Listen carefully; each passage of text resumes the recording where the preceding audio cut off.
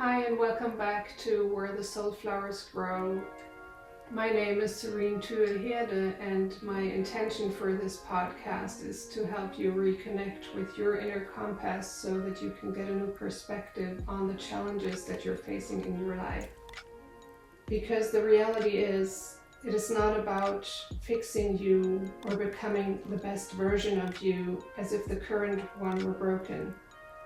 It is about recognizing that you are loved and worthy as you are right now, and that it is about finding a way that works for you exactly as you are right now.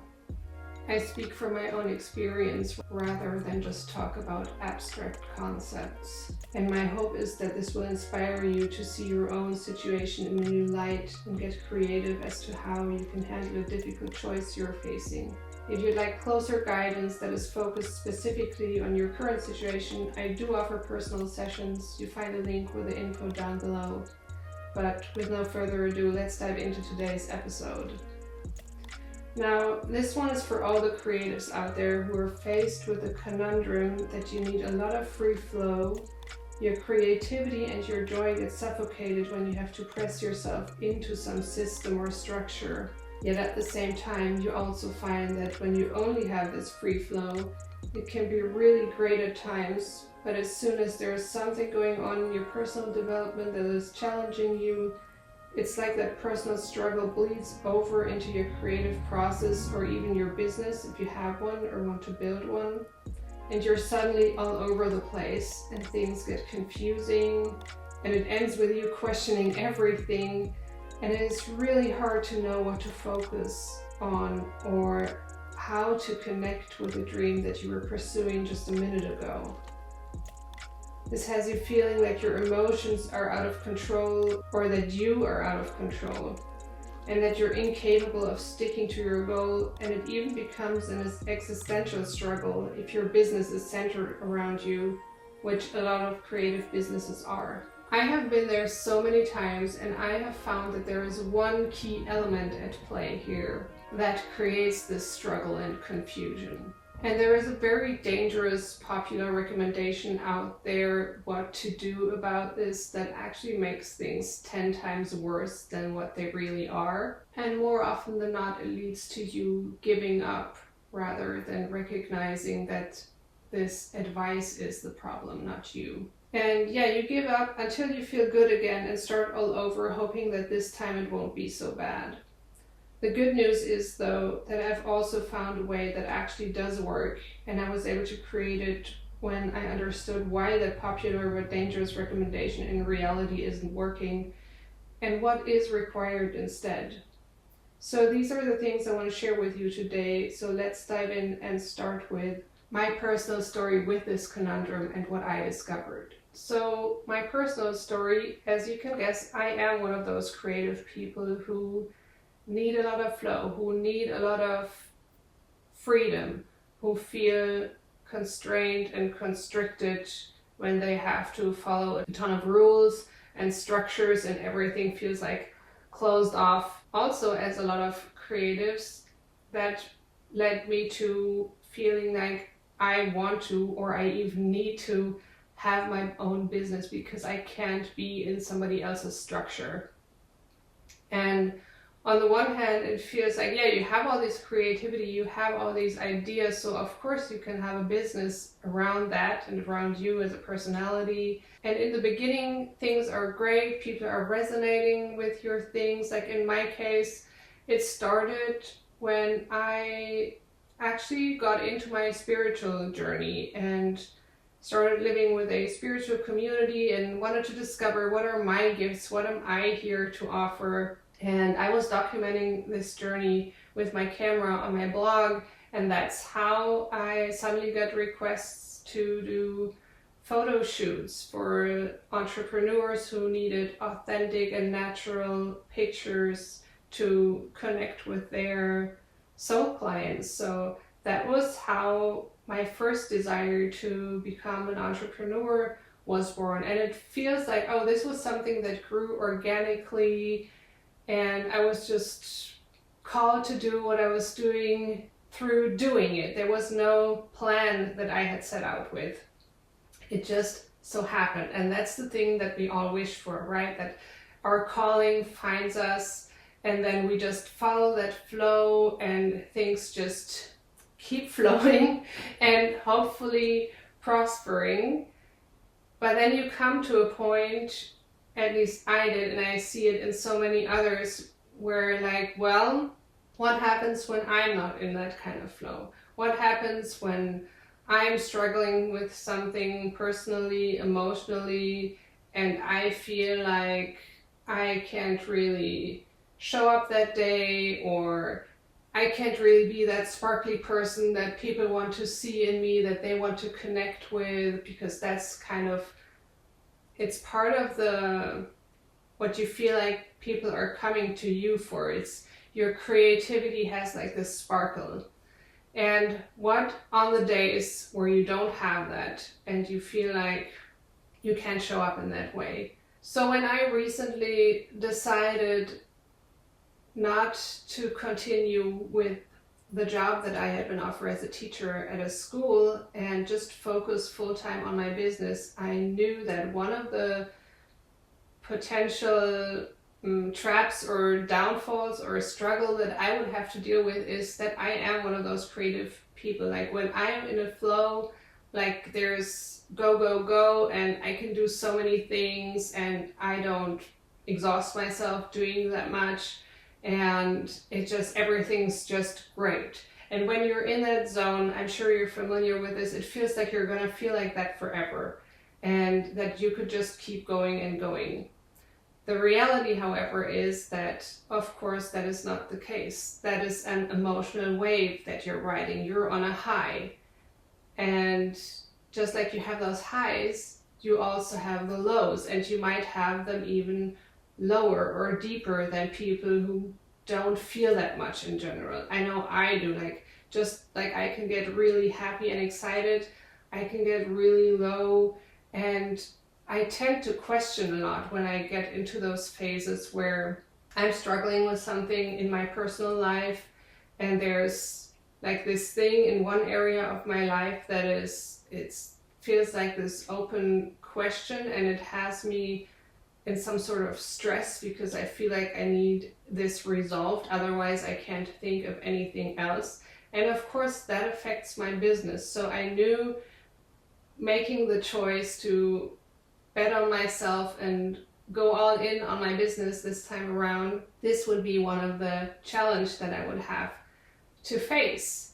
That, you know, that living in the belief that, oh, everything's great, I'm going to be in this flow state forever, but knowing that that's not the case. There's going to be phases where I'm going to be dealing with personal stuff and I will have no idea when that comes up and how long it lasts, or you know, I will feel incapable of doing anything other than try to solve that thing. And that is a problem when your business is kind of centered around you as a person, as it is for so many creatives.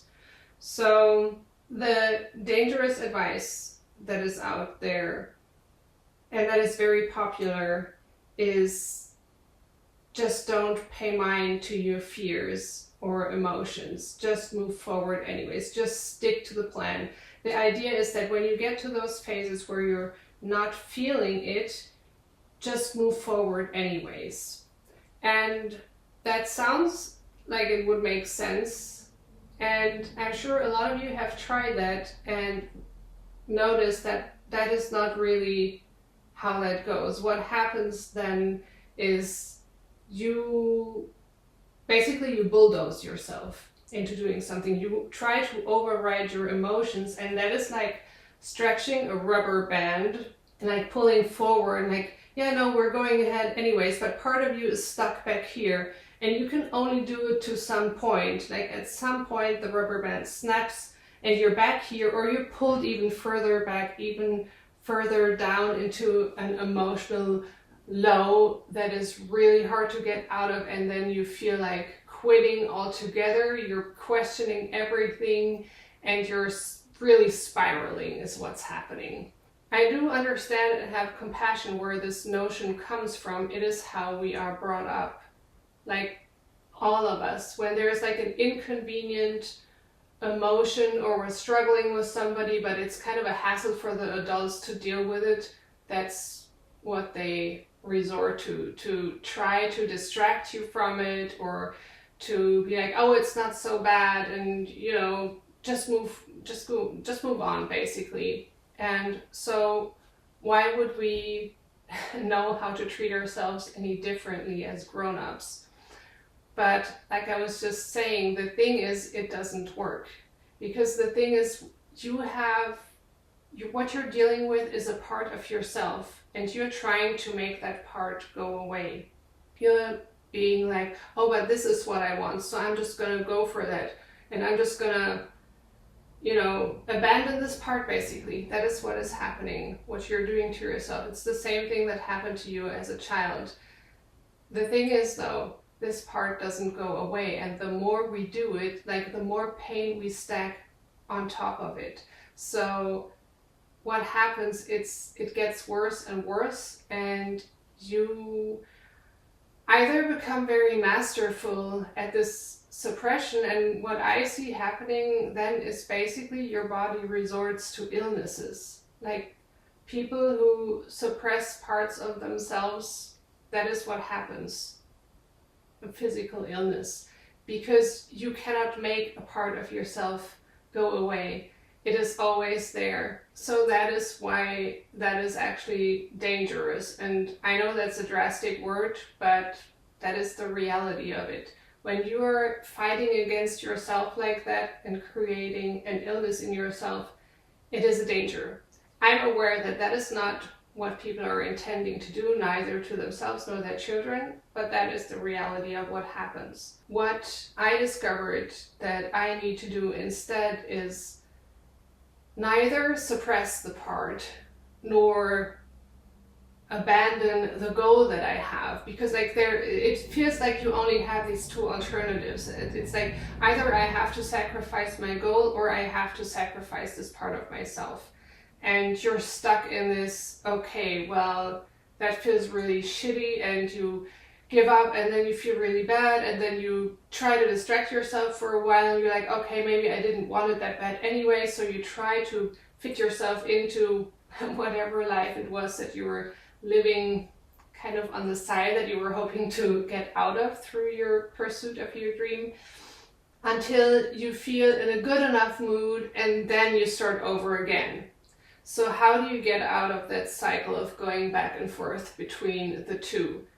The thing is, you start a conversation with yourself, with all of your parts. You get into the reality of that you don't just have one identity that is pulling in one direction, but that you have multiple parts within you, and they have different needs, and sometimes it feels like those needs are opposing. I started doing a lot of parts work, and in the beginning it was like, okay, me literally sitting in different chairs for different parts. But what it's boiled down to for me these days, which is very hands-on and very practical in everyday life, is whenever something occurs where I feel like, okay, not all of me is pulling in one direction, like today, for example, I could feel a resistance to recording this video.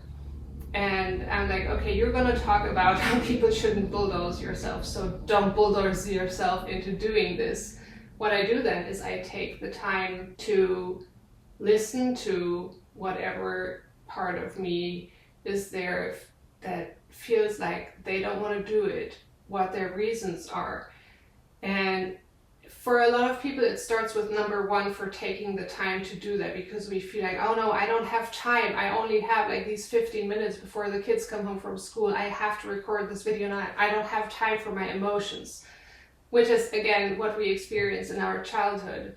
So that is step number one. I have this deep commitment to drop whatever it is I'm doing when I do notice that not all of me is on board with it.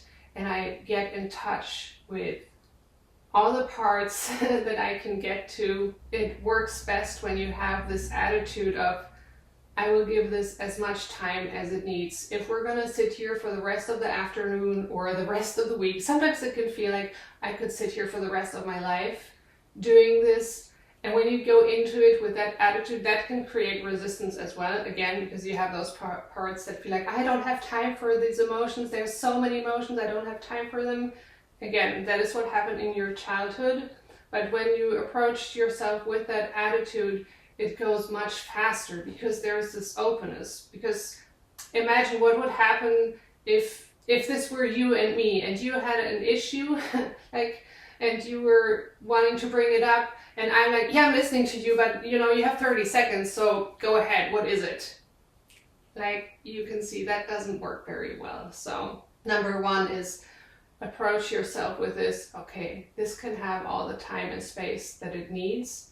And I also feel like it helps if I don't try to go into it with a mindset of wanting to force a resolution right away. If I feel like, okay, I'm going to listen to you and we're going to get to where we get today and we will come up with a solution, but if it takes longer, that's fine too. I feel like it's a lot about creating this open space and not pressuring any part into agreeing to anything, but really giving yourself what you would have wanted as a child, that there's this, we have all the time in the world, I see you, I want to hear you. Mostly that's what these parts want. They want to be seen and heard, and they don't want to be impossible or difficult. Just, you know, it's another thing how we see children or emotions that like, oh, they're just trying to be impossible, or they just want to get attention, which actually that part is correct.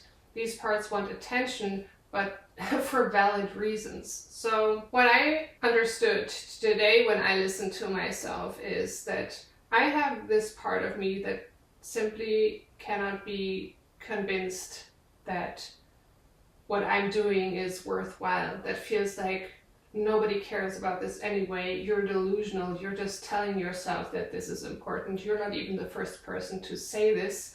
Like, who are you to think that you have anything to say, and why are you making such a fool of yourself to get in front of the camera and record this and put it out there? It's so pointless. Why can't we just not do that? It's so embarrassing. When you hear that and you become aware that I have a part living in me that feels that way, of course I'm not gonna feel excited about getting in front of the camera and recording this video or recording this podcast if you're listening to it. That makes a lot of sense. So how did I end up sitting here anyways?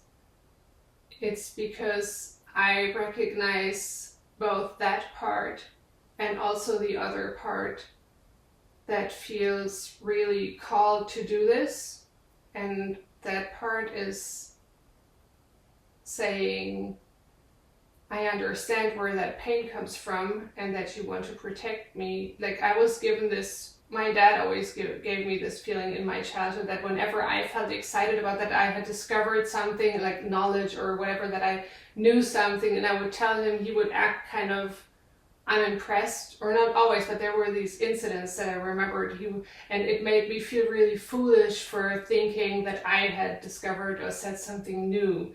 And I feel like that is where that comes from.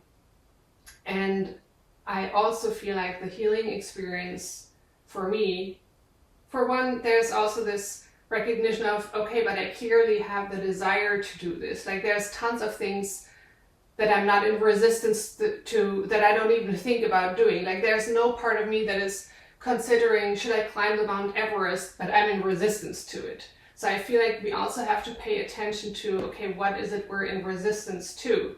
Like, I'm in resistance to getting in front of the camera. So there obviously is a part of me that wants to speak here to you, and that feels like there is something worthwhile to be said through me.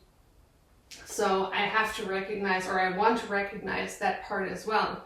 So the resolution in that case is, I understand your pain, that you really feel like I'm making a fool out of myself doing this, and that would be a very painful experience if that was reflected to me, if people were just leaving negative comments, or nobody was watching, or whatever, all those things.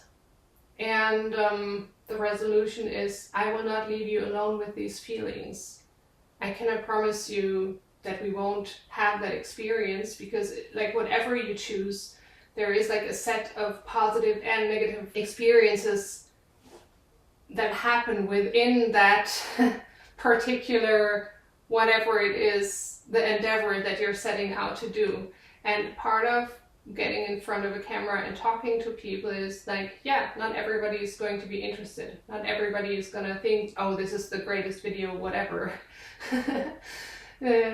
Not everybody is going to think that I have something to say. Some people are going to think that, yeah, this is actually boring, or I don't get it, like why doesn't she do something else? That is part of the reality, that some people may have that reaction, and that is painful. So the way to get the part on board that doesn't want to do something is to recognize that it has valid points, that yes, you're absolutely right, those are all things that could happen and they would be really painful. And I will be with myself through that. I will be with you through it. I will not leave you alone. It's the thing that we didn't have as children. As children, you can't do that because you're not in the capacity to be in that observer role, which you are as an adult. So in a way, we're all still walking around with these hurt inner children, and they're still waiting for the grown-up to step in and protect them or comfort them and have compassion. And we have to claim that power ourselves. We have to step into this awareness of, I still have that inner child in me, but I also have the capacity to be in the grown-up observer role, and I can say all the things to myself that I would have needed to hear, because we are saying things to ourselves. It's the negative talk. It would be the, oh yeah, that's just emotions. Let's just do the video anyway. Don't listen to that. That is what I was talking about earlier. Oh, don't mind the mood or the fear. Just push forward anyway. That is what that is. But that isn't the way forward. It's like I said before, you create that pull between the two parts, but you want to bring the two parts together. And you do that by respecting both of them, by respecting, okay, this is what I want to do, so we will do it, but we will not do it disregarding you. I will not do it abandoning you. I will do everything I can to caretake you, to bring you on board with this. And if you feel like, but that sounds like a lot of work, well, what's the alternative? The alternative is to either abandon your dreams, which doesn't really work because they will always be calling you. They will never stop pulling you in the direction. And the reality is also, we are meant to have our dreams and desires fulfilled. We are meant to overcome these obstacles, because when you really look closely, you see that what I just described is actually a healing path. In me moving towards my dreams and being faced with all the pain inside of me that was created through traumatic experiences in my childhood, by me caretaking these emotions or the pain that is still there, and I'm being pushed to do it through walking my path, by me caretaking that, I am giving myself the healing experience that I need. And what happens is the integration of these parts that were created in the first place through the pain in childhood. So it is really a question of whether you want to dedicate your life to your healing path, or are you subconsciously dedicated to basically perpetuate your own suffering and to not caretake yourself, and to just, try and kind of muddle through, or I don't know what to describe it, but I mean, I've been there, and the experience is that it's a very unfulfilling and numb life. So I'm really hoping that this gives you some perspective on why it doesn't work to push yourself through things where parts of you aren't on board with it. And I hope it also gives you some perspective on how to work with these different aspects and start a self-loving conversation with the many parts that you have within you. And this isn't just in one area of your life. It's like, it's everything. Like that is a very pivotal moment in your life when you realize, okay, there's not just this single identity, but I have actually different parts that feel differently about all kinds of things. And it's all about finding the way that works for all the parties involved. And then when you zoom out even further, that is also what we need to do as human beings in our relationships with others. It's the thing that we need to do in order to end all these wars. That's what that is all about, that we're not good at being in relationships. We're not good at being in relationships with ourselves. We're not good at being in relationships with each other. We have so much hurt, so much pain that we have gathered, and that's stacking on top of each other. And either we keep going or we keep waking up to the fact that this is all we have, and we have tremendous influence over what we do with it, how we treat ourselves, how we treat each other, whether we decide that it does matter to me how you feel. It does matter to me how different parts of me feel about things. I don't want to move forward causing you pain. I don't want to move forward causing myself pain. This is the important stuff, and I feel like I could talk about this all day because I feel like that is what the entire world is suffering from. And yeah, that is why these videos and podcasts are important to me, because I do feel like this is an important message, and it doesn't matter whether it comes through me or somebody else. And actually, I feel like it does matter. It matters to me that I speak on it because it's on my heart and on my mind. And I hope you found inspiration in this for a situation in your life where you feel like I'm being pulled in different directions, and I don't want to bulldoze myself anymore, but I also don't want to give up on my dreams. I hope this gave you some inspiration and perspective on how it can be possible. Thank you so much for watching and listening, and see or hear you in the next one.